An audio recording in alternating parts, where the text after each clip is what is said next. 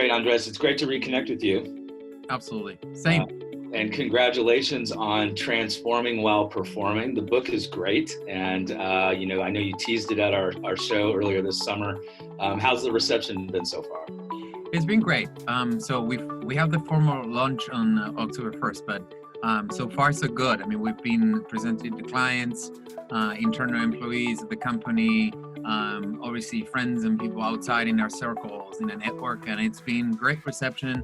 It's got a light read, so it's not a big problem to read, and big statements and things that make sense. So, I mean, really good feedback so far.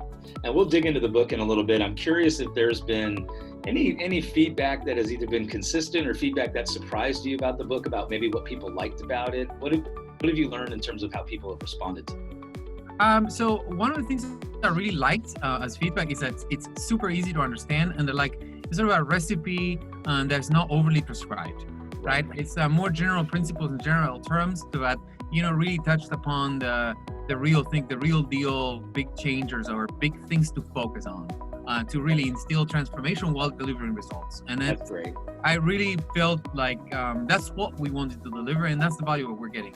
And that's not being surprising. Another thing that, I thought surprising was how many people saw that, we put a lot of emphasis in design, in how we designed the book, and kind of a coffee table type of format that we put in.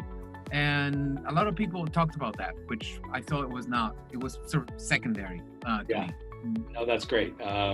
So, we'll take a step back and we'll get some of the backstory here. A little less than a year ago, Softvision was acquired by Cognizant. You scaled the organization from 3,000 to 10,000 people, opened the Latin America hub in Argentina, new innovation studio in Hudson Yards, where you are today. So it's been quite a year, hasn't it? Tell us about the last year. So it's been quite a ride, yes. So since the acquisition, many things accelerated. We became part of something much larger, which is digital engineering within Cognizant and Cognizant Digital. Right now, Cognizant is making a big bet on digital and assets that really can affect a transformation of clients. So we're sort of the tip of the spear, so to speak. And it's great to be in this position right now, and with the ability to access this wealth of clients and relationships that Cognizant brought to us, then now we are able to work with. So it's been very interesting. And what have you found sort of personally interesting, either from a professional growth perspective or just as you've gone through this sort of acquisition and building the company up? What would you say you have learned during this process? So I've always been, just to give you an idea, I mean, since my early days as a software engineer, and then leading divisions and being part of companies that have gone public, I've always worked in very agile, nimble environments, right? Where you started small and then you grew big. This last year, I've started within something big. It's like reverse, right? Where you're the agent of transformation within something that is much, much bigger and powerful than what you bring from a size perspective, right? So we bring a lot of innovation, but innovation in a vacuum really, or in a little test tube, doesn't really affect anything. So the challenge for me and my learning so our DNA, our culture, our agility, our technology, knowledge and capabilities, how does that affect the bigger, the mothership, and extensively our clients and the clients of the parent, right? So it's been a fantastic learning experience for me to kind of really understand, pull back sometimes, not try to be so aggressive and expect results right away, because obviously things don't move at the speed that you're used to, but at the same time you can continue affecting transformation. So a little bit of patience, a little bit of understanding, working with people that that really have grown this incredible business, right? It's a community of 288,000 people. So imagine that working within this is like working within a city, right? For sure. For sure. Well, I know you don't like talking about yourself very much, but you have a atypical background for a CEO, right? And born in Argentina, you studied classical piano. Your family owned a charcuterie business. Tell us how you got here and some of the interesting sort of stops along the way. So yeah, so I grew up Italian family, very typical for Argentina. Actually, I grew up in Argentina in a small town close to Buenos Aires, and yes, my music was my thing. So I was supposed to be the concert pianist, which unfortunately was not good enough. so, so I had I was supposed to be a baseball player. exactly. We were all supposed to be something That's different. right. We wanted to be celebrities, right? But no, it didn't work out for me, unfortunately. So I had to. I always was in love with technology, and I learned English because of this, because I wanted to learn more about technology. So everything that was in Argentina, I mean, Argentina obviously it's a country that's a little bit, in my days it was behind the time. So I needed to catch up, and I started buying magazines and publications that they would send to me from the US. That's how I learned English, right? But we Wow. didn't have cable at that point. Imagine, I'm not that old, but we were pretty behind. So I went to school, and then I went to university in Buenos Aires. And Buenos Aires is a much more cosmopolitan city, really connected to the world. Yes, And yeah. that's how I started as an engineer. And then one thing led to another. I joined a company that had big aspirations as to sell our services, our engineering services to countries outside of Argentina. So I moved to Europe, and I started the business for this company. Mm. And then one thing led to another. We won Google as a client, and that brought me to California, where I've lived until last year when I moved to Austin. So I spent about a year in Austin building the studio for Softvision, and then after the acquisition of Cognizant, I moved to New York. So I'm in New York. I live in New York right now. It's been a month, but I've been here. So let me tell you, I cannot count how many times I've moved, but it's been sort of an adventure where you kind of learn about different cultures. Me being, now an American, Argentinian, and Italian, 3 citizenships, I sort of experienced multiple cultures, and that's what I'm very passionate about this job is, how really culture affects how you build beautiful digital products and how you really motivate people to get together for a transformational cause to really deliver the next level of business outcomes for clients. That's what really drives me. No, that's great. I think for any of us who've been fortunate to have sort of global, experiences and perspectives, it's a great advantage, and you look back on it as a very positive component of your development, I'm sure. I think for me, it's been essential to experience different things, right? You live in different countries, you are from different cultures within Argentina, really. If you think about it, you have the Spanish, the German, the Italians, right? So it's a kind of a European melting pot, but there are nuances Yes. among those cultures. And I was born into that. My parents, my dad still thinks about Italy. It's very deeply rooted in how we think about things. So it's like sort of a systematic identity conflict that allows you to, or enables you to be more curious about things. Right.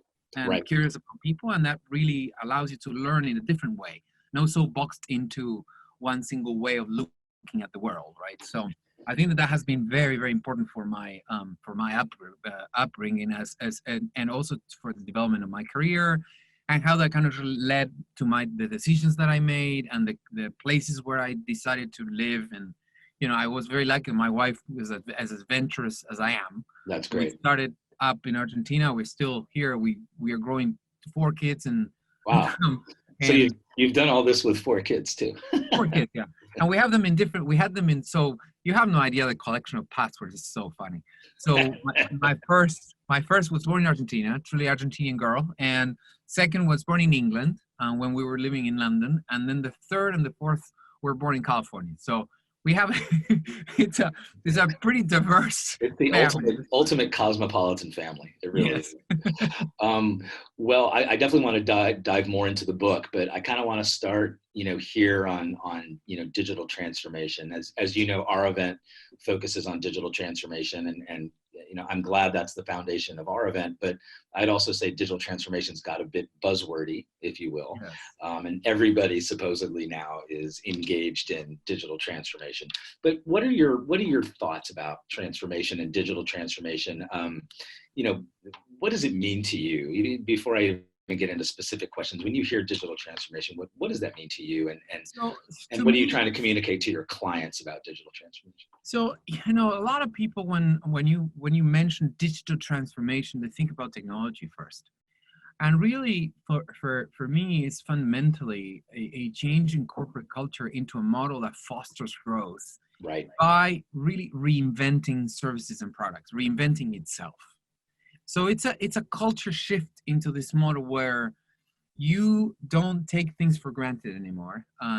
You learn to try and fail and recover from, and really get to your constituents, which are your users or your employees, as fast as you can with things that you build. And then you reiterate constantly. So the life cycle, the typical life cycles with the decline curves are Right. reinvented with new features, new products, new services that defy the way that you had been doing it before. So the correlation of doing things and then the new product to be an extrapolation of the first product doesn't really apply in the digital world, where things are shifting, right? Right. How people communicate shifts, how people move from one place to another shifts, how people buy shifts. So you can't just really think that whatever you do today is going to be the same, or a little bit different of how you deliver services or create products five, Right. 10 years from now. You can't Right. just do that. So it's the transformation is more of a mindset change, where you don't have those preconceptions anymore, and those assumptions are verified all the time. We used to verify our assumptions in the business world in longer cycles. Yes, Right. the assumption held longer. Now the assumption doesn't really hold anymore. So And do you have advice for companies that, really it's surprising to you and me sometimes, I'm sure, because we've been doing this for a while, that there are still plenty of companies across different sectors that are just embarking on digital transformation. You'd think they'd be a little more further along, but do you have any advice for those companies that are really just embarking on that digital transformation journey? And more specifically, I suppose the important part, sure, you could talk about product innovation, you could talk about very specific components, but embarking on trying to drive the cultural change. What's your advice for companies that are they're just trying to get the culture changed and ready for transformation, much less getting into the tactics of it? yeah, so I think that what's important is a lot of companies just jump right into redeveloping their products or services, or try to add features or condiments to the same food, right? Right. What I would advise is focus on the people, focus on your talent. Make sure that your talent masters, the mastery of your talent is really deeply rooted in your business strategy as a fuel for growth, as a fuel for innovation, Right. and be inclusive. Because what happens is that, in the bigger companies, normally innovation happens on the sidelines, and then it doesn't really quickly integrate into mainstream. So a lot of the investments are lost, right? And a lot of programs fail. So if you really deeply root it in your people and making those different disciplines and different departments work together in a flow, and really putting a goal on top of them and say, this is the goal that we want, this is the top line increase that we want, this is the efficiencies that we're looking for. Go build, go redefine the services, leveraging digital technology, but thinking about the outcome. We call this outcome engineering, right? So how do you engineer an outcome based on the resources that you have, but focusing on the development of the talent at the same time? Right. You can get there. Also, that's one. They don't have to do it alone, right?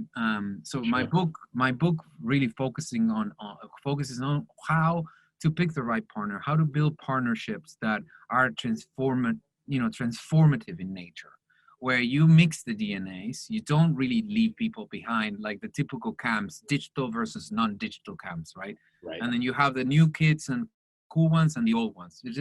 That's very, very disruptive in an organization. So the way that we project and we envision partnerships is that, quite honestly, that's how we do it with our clients.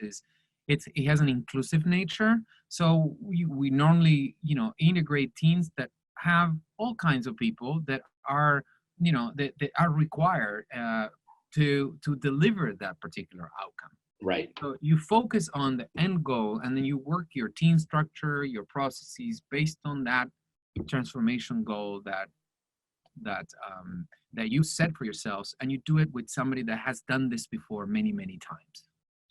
And you just don't try to do it yourself. Do you apply that same philosophy? Because to me, in digital transformation, there is the component of transforming your culture in the organization for, whether it's for existing products and services and trying to avoid disruption. But what about new business model innovation and driving business model innovation and totally new business models and products and services? Is it the same approach, or is that sort of a step two? Is that transformation 201 or 301 when you're getting into true business model innovation, as opposed to sort of driving innovation with existing products and services? Well, this is kind of the question from, innovation or incremental, gradual innovation. Really, when you think about it, if you put an outcome in front of you, then you need whatever it's required, and it doesn't have to be biased by what you have right now. Right. Because if it is, the outcome will not be realized, because probably your plan would be substandard. You're making compromises, right? Right. And it's understood that some compromises need to be made, but also, if you are trying to leverage and get to that goal, my recommendation is always, don't really think that you are, you're in a jail that you cannot get out of because your processes or your existing technology are limiting factors.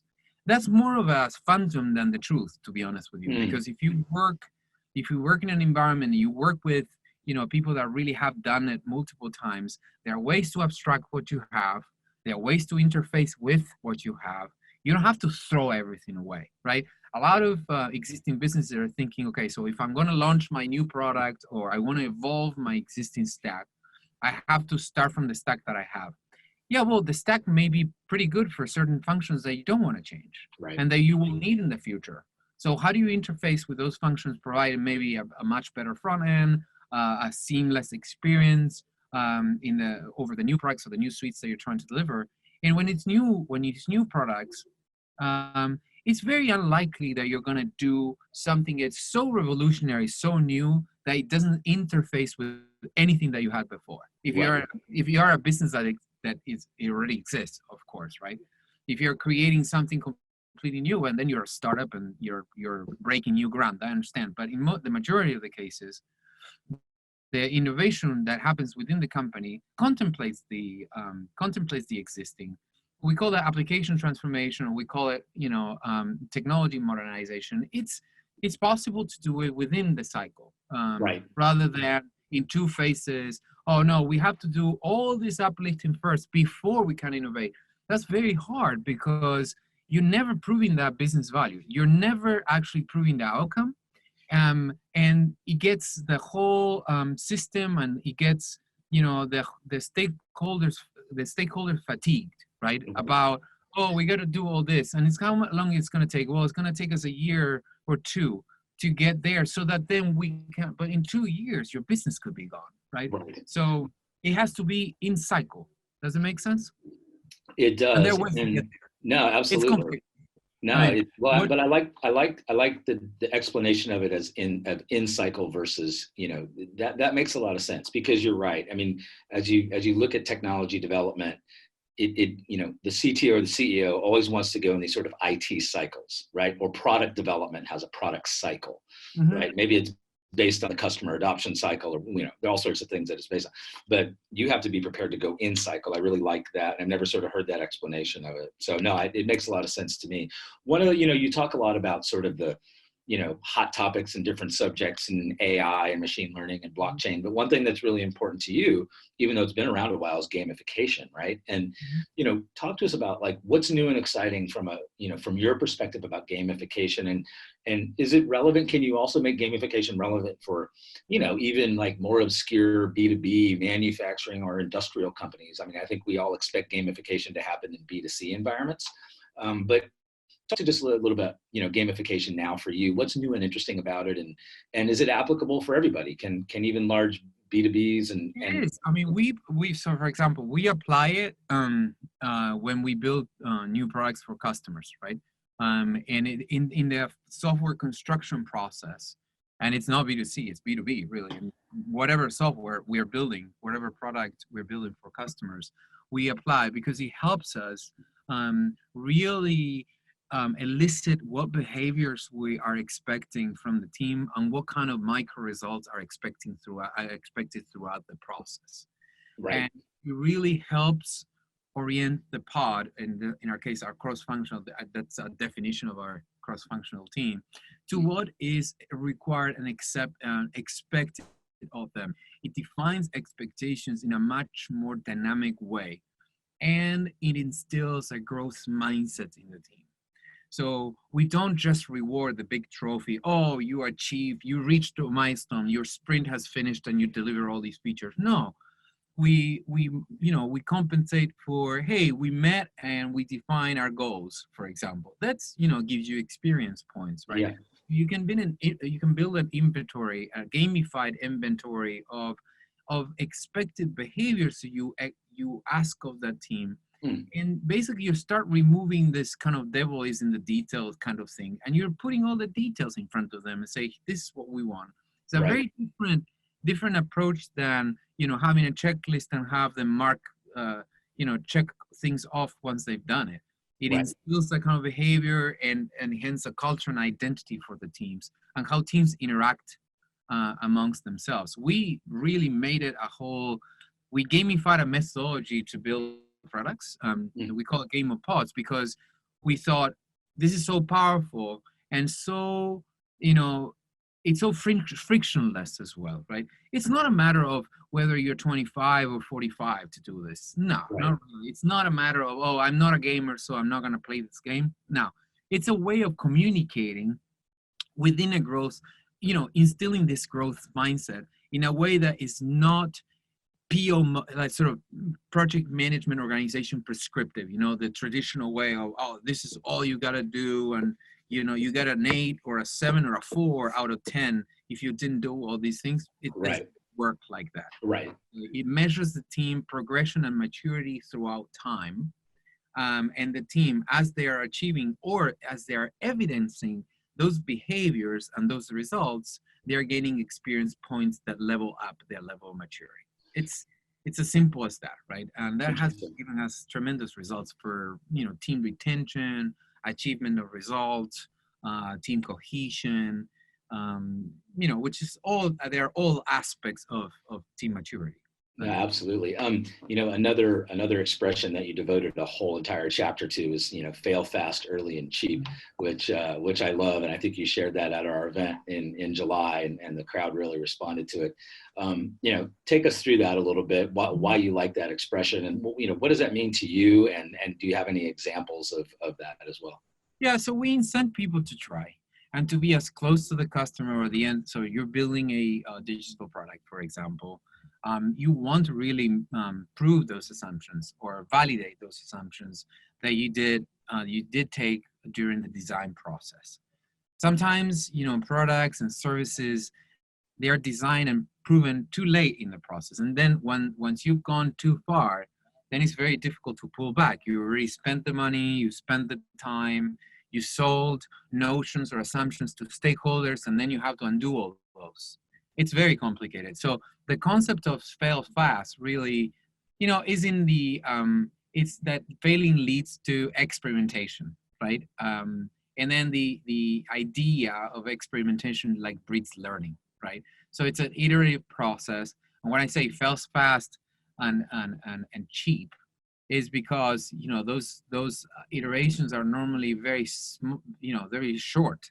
You don't spend a lot of time assuming things, right? That's the whole intent of it, and it builds a culture where, again, growth mindset, right? It's okay to fail as long as you don't fail big, right?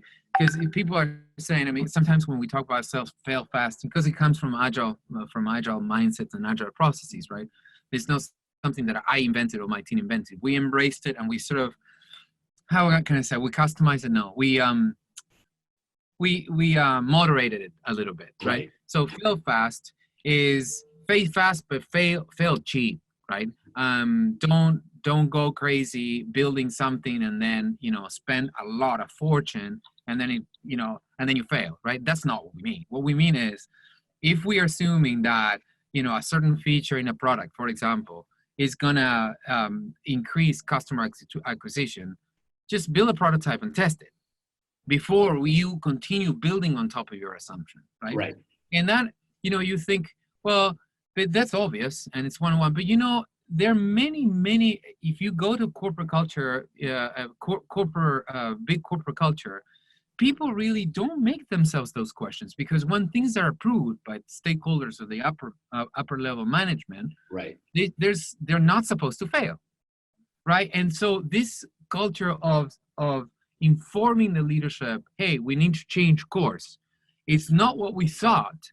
It's Right. like prohibited Yeah.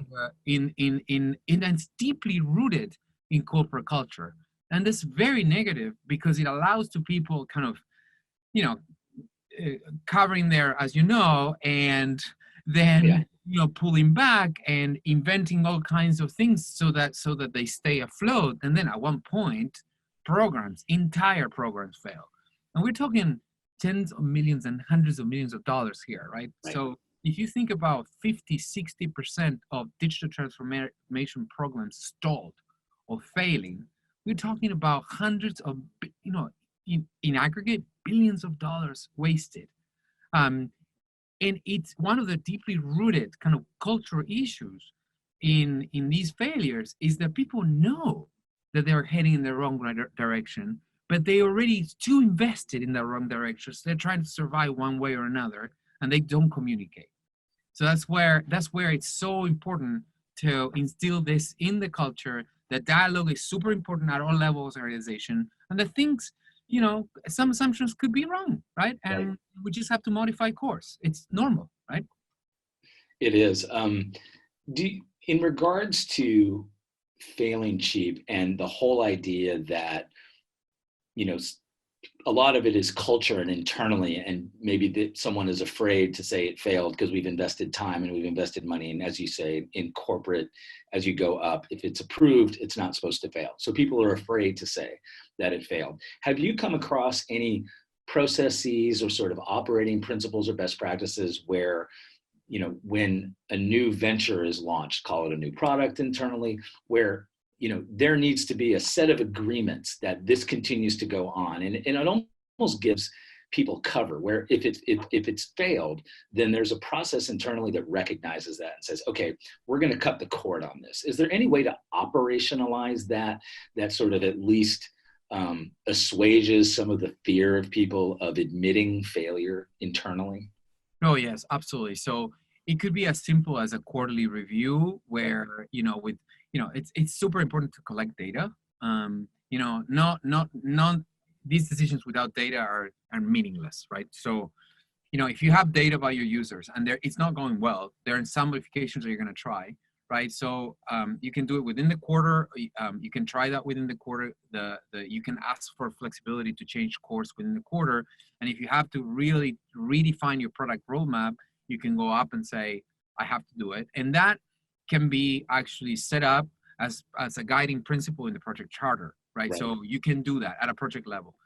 At an organizational level, I mean, there have been companies like Google, for example, the whole concept around Google X, etc. I mean, you're given a time box of time and investments on a business plan you put together, and you're supposed to build something and improve it. And if it doesn't work, it doesn't work, right? Just move on. Right.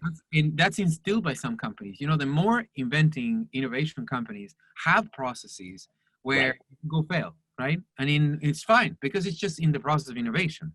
And they instill it in the culture. Obviously, Google has the resources to do that. I mean, they have done this at scale, but they created amazing things. Amazon has some programs, similar programs as well. The big innovation companies have all that sort of mechanics to make sure that innovation is cultivated and people are not afraid of innovate. Right. In the more normal, like a more traditional enterprise, just shorter cycles. You have funding approved for a quarter or two, and that's how you go. And then if you are able to change course and convince the stakeholders that the course that the new course that you're taking makes sense and it's going to lead you to the outcome that we put in front of us, this is the real values of the business, but we will get there in a different way, then I would approve another quarter. But it's kind of a tight leash, but also allows the leaders of the program to kind of number one, test it and get a real sense of reality in what they're building. And number two, it allows this communication to flow okay. And since the charter labeled the project an innovation project, well, a potential outcome could be that it's not viable, right? So we have to try something different, and maybe we need to take a quarter or two to rethink it. Right. It should be fine, right? That the important thing here is that there shouldn't be fear in the culture when we are assuming or taking on these initiatives. No, that's great.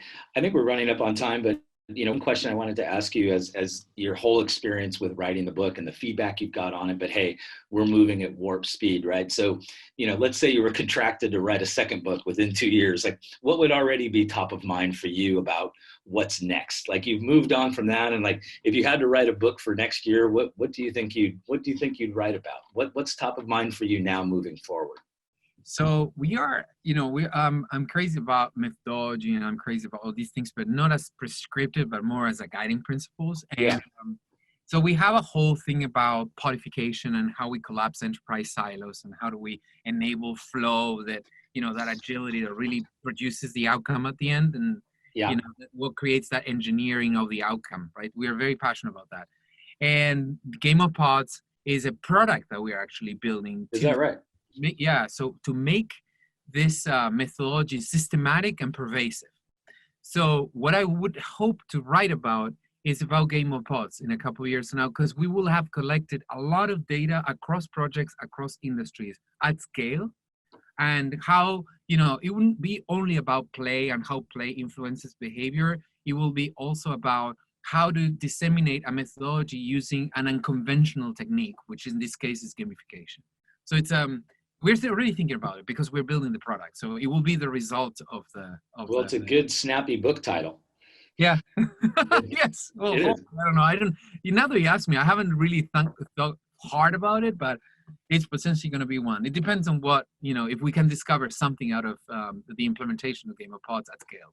Well, look, Andres, it's been a great conversation. Again, it was great to have you at our show in July, and congrats on the release of the book. I'm sure everyone's going to run out and buy it. And any sort of parting words for those that are watching the webinar in terms of, what's the one bit of advice based on the book that you just wrote? If people take away one good thing from our conversation today and the book, what is that piece of advice you'd like to give them?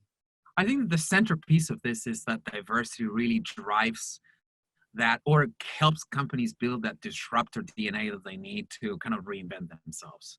So sometimes when we're thinking, we need to build this team and this team's going to be so special and we're going to keep it and preserve it, think about it twice and think about how the rest of the organization is going to think about it and how a partner can really help that has done that multiple times. So be open, right? That's the whole, the crux of the message, I would guess. But of course, go ahead, read it. I mean, it's not a big, heavy book to read. It's a really easy read, fast read. So I incentivize that all. Take a look. That's great. Well, it's great to have the conversation with you today, and I look forward to seeing you again soon. Absolutely. It's always fun talking to you, Drew.